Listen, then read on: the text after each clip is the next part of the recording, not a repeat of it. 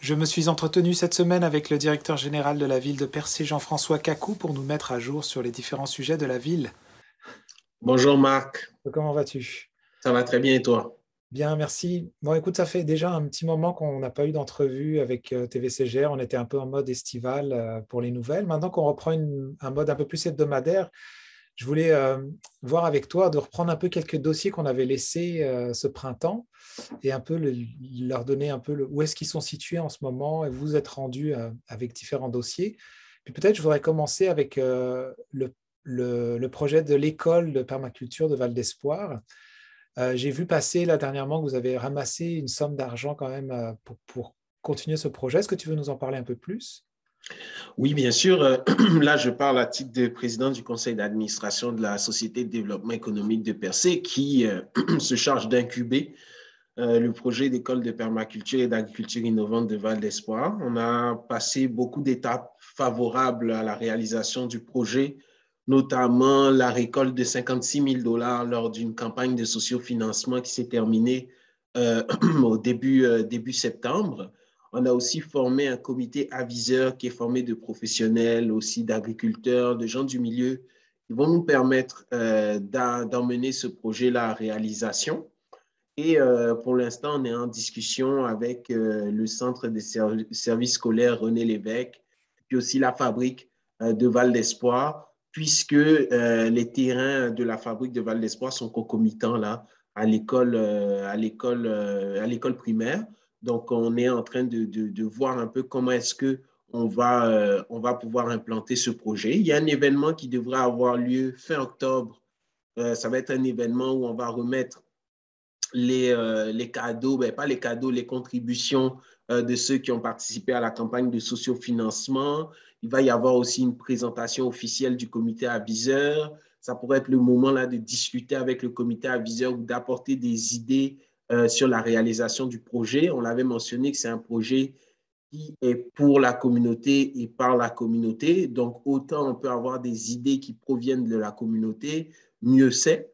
On a aussi fixé les objectifs de construction et puis de démarrage des cours là d'ici juin 2022, avec notamment aussi la mise en place là d'un marché public là d'ici à l'automne 2022.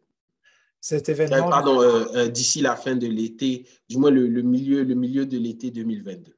d'accord. Et cet événement dont tu parles fin octobre ou au mois d'octobre, Oui. ça va se faire à Val d'Espoir. Ça va se faire à Val d'Espoir, entre la fabrique et puis l'école primaire. Donc, ça va être un événement là où les gens pourront venir récupérer leurs contributions, rencontrer le comité aviseur, discuter un peu avec eux sur l'avancement du projet. On pourra faire aussi des belles photos là pour montrer que le projet est vivant et que c'est un projet qui est porté par la communauté. D'accord. Et là, dans un volet un peu plus touristique, le parc de la Rivière aux Émeraudes, j'ai vu qu'il y a maintenant un jury qui a été composé, c'est bien ça, pour faire un appel au projet. Oui, ben on avait lancé un concours d'architecture paysagère pour le parc de la rivière Émeraude. Vous le savez, on parle d'à peu près 50 hectares qu'on va protéger au travers de ce parc, on va valoriser. Et puis aussi, on va y instaurer des activités culturelles, hein, des activités culturelles sur les 4 saisons, des activités qui vont soutenir les saines habitudes de vie, le tourisme écologique, l'éducation à la science avec la présence de géosites. Donc, c'est un site qui tient particulièrement à la municipalité parce que autant ça permet de préserver notre patrimoine naturel, autant on offre aussi un contenu là, de qualité à nos visiteurs en Gaspésie. Donc, là, le jury est en pleine délibération sur les propositions qui ont été reçues de firmes un peu partout du Québec, provenant un peu partout du Québec, qui ont soumis là des propositions anonymes et puis on devrait avoir les résultats à la courant novembre. D'accord. Là, dans un volet, mon collègue Jean-Denis Laperrière avait fait un reportage là, il y a peut-être 2 semaines concernant la redevance touristique, comme un peu un besoin de faire une mise au point sur ce sujet. Est-ce que toi, tu as quelque chose à apporter de plus au jour d'aujourd'hui? Ben, rien de spécial à porter à part du fait que c'est un outil financier qui va permettre à la ville de Percé d'investir massivement dans ces infrastructures touristiques municipales, de les préserver aussi, parce que c'est bien beau d'avoir des infrastructures touristiques, mais lorsque les coûts d'entretien doivent être assumés par les contribuables au travers des taxes foncières et qu'on sait que ces coûts d'entretien sont quand même exorbitants pour les infrastructures qu'on a à percer, juste la promenade qui fait 23 millions de dollars, on parle de 2 à 3 d'entretien annuel et c'est énorme. Ça ne peut pas être assumé là, par les contribuables dans l'absolu.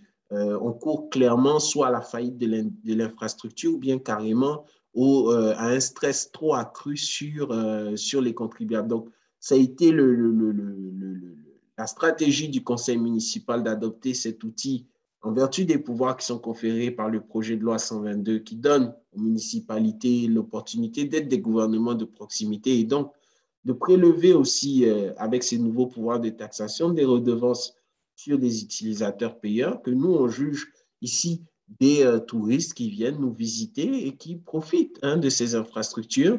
Notre objectif, c'est de préserver les infrastructures pour que leurs enfants ou bien d'autres touristes puissent aussi en profiter, mais d'offrir plus de services à ces gens qui viennent nous visiter et puis éventuellement de désengorger notamment le centre-ville. Donc, quand on parle d'investissement sur les infrastructures touristiques, on parle du Grand Percé, de Cap d'Espoir jusqu'à Saint-Georges. Et c'est ça qui est vraiment intéressant là dans cette approche qui va permettre de lever des sommes considérables et pouvoir réaliser là de belles choses sur le territoire de Percé. Et puis, augmenter aussi l'achalandage éventuellement là en Gaspésie parce qu'on se distingue. Justement, en parlant d'infrastructure, la rue commerçante à Percé, est-ce que vous avez eu beaucoup d'entreprises qui se sont manifestées pour participer à ce projet-là? On a eu beaucoup d'entreprises qui étaient intéressées. On a reçu une soumission de la part de Pete Caribous, qui est une très, très belle soumission, une offre d'achat de 180 000 dollars pour un terrain annonçant là, des investissements là, avoisinant les 1,5 million de dollars. Et ça, c'est fabuleux parce que si on se rappelle bien, lorsqu'on a lancé l'appel à proposition, quelques mois après, on est rentré en pleine crise de la construction avec les coûts des matériaux qui ont explosé, notamment avec le bois d'œuvre, qui est toujours incertain à l'heure où on se parle. C'est clair que certains matériaux ont baissé, mais les coûts, si vous remarquez bien, les coûts des matériaux ont commencé à baisser aux alentours de la fin de l'été.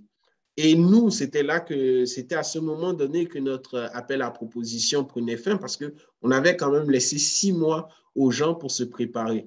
Puis Caribou, malgré ça, malgré aussi la COVID-19, l'incertitude, est quand même allé de l'avant, a produit une proposition très alléchante, très intéressante, qui annonce des investissements majeurs sur cette rue commerciale. Et on est convaincu que déjà ça, c'est un signe très fort que Percé rayonne parce que malgré tous les obstacles conjoncturels qu'il y a pu y avoir, on a reçu une proposition d'un entrepreneur qui est prêt à investir plusieurs millions de dollars sur une infrastructure qui n'est pas encore construite. Donc, ça, vraiment, chapeau. Et puis, deuxièmement, le fait le fait d'ouvrir cette opportunité va attirer d'autres investisseurs qui vont vouloir se mettre à côté là d'une telle attraction sur la rue commerciale. Donc, nous, au niveau de la ville, on est très confiants sur comment est-ce que le projet s'en va. Je pense que vous avez pu le constater lors de la dernière séance du conseil municipal. On a adopté aussi une résolution pour faire une demande d'aide financière à la Fédération canadienne des municipalités. C'est ce qui avait été promis par le conseil municipal au niveau de la diversification du financement du projet. C'est ce qui est en train de se réaliser.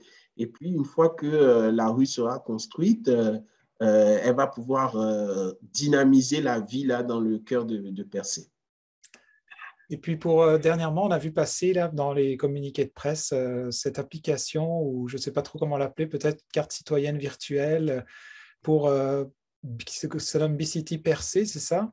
Oui, c'est BCity Percé qui est une plateforme de communication avec les citoyens. Bien sûr, dans cette plateforme de communication, on peut obtenir sa carte citoyen puisque c'est ce qu'on avait annoncé aux citoyens là au niveau des mesures qui allaient être mises en place pour leur permettre d'être exemptés de la redevance réglementaire, mais ce n'est pas juste le fait d'être exempté de la redevance réglementaire, c'est pouvoir obtenir sa carte citoyen pour profiter d'autres services, comme l'accès gratuit à la rivière Émeraude, le stationnement gratuit au niveau de Billard et puis d'autres avantages qu'on veut développer, qu'on veut négocier aussi avec la communauté pour nos citoyens, puisque ce sont eux qui, par leurs taxes, contribuent à bâtir ce milieu magnifique qu'est Percé.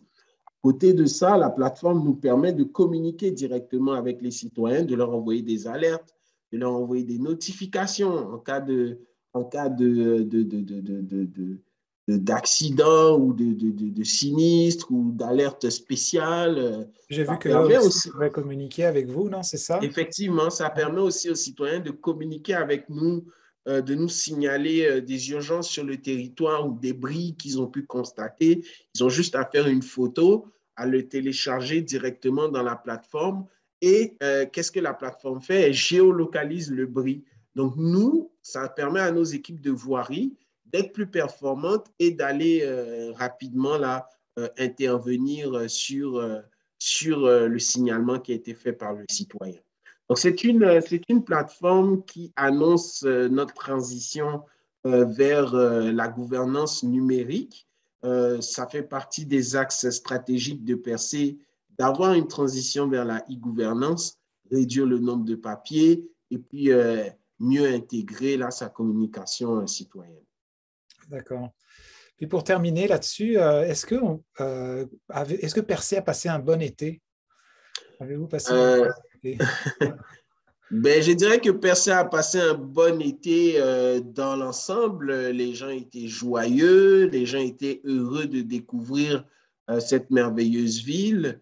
Je ne suis pas un acteur de l'industrie touristique, mais je pense que lorsqu'on voit les chiffres en général, la revue de presse en général, on pense que nous tous nous avons passé un été coloré. Les régions du Québec ont passé un été coloré.